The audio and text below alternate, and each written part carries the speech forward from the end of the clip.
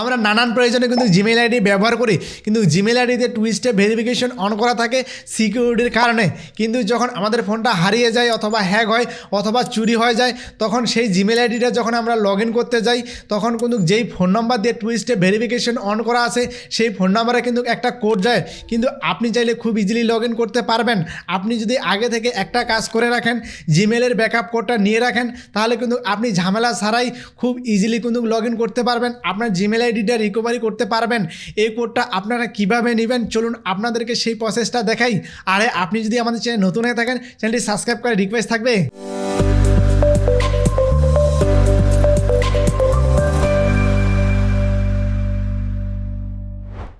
জিমেলের এই ব্যাকআপ কোডটা নেওয়ার জন্য আপনি চলে যাবেন আপনার ফোনে জিমেলে আসার পর প্রোফাইল আইকনে ক্লিক করবেন। এরপর ম্যানেজ ইউর গুগল অ্যাকাউন্ট এখানে ক্লিক করবেন। এরপর সিকিউরিটি অ্যান্ড সাইন ইন এখানে ক্লিক করবেন। এরপর টু স্টেপ ভেরিফিকেশন এখানে ক্লিক করবেন।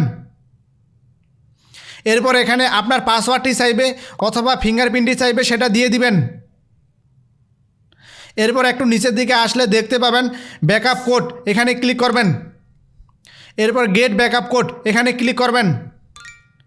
এরপর কোডটা ডাউনলোড করার জন্য ডাউনলোড কোডে ক্লিক করবেন। ডাউনলোড কোডে ক্লিক করলে কোডটা ডাউনলোড হয়ে যাবে। এভাবে আপনি যদি এই কোডটা ব্যাকআপ নিয়ে ডাউনলোড করে রাখেন অথবা খাতায় লিখে রাখেন, সেক্ষেত্রে আপনি যখন কোনো সমস্যায় পড়বেন অথবা ফোন হারিয়ে যাবে বা চুরি হয়ে যাবে, তখন কিন্তু এই কোডটা দিয়ে আপনি কিন্তু ইজিলি লগ ইন করতে পারবেন। তো এই ছিল আজকের ভিডিওটি কিন্তু খুবই গুরুত্বপূর্ণ, তাই ভিডিওটি আপনার বন্ধুদের মাঝে শেয়ার করে তাদেরকেও দেখার সুযোগ করে দিবেন। আর ভিডিওতে একটি লাইক দিবেন।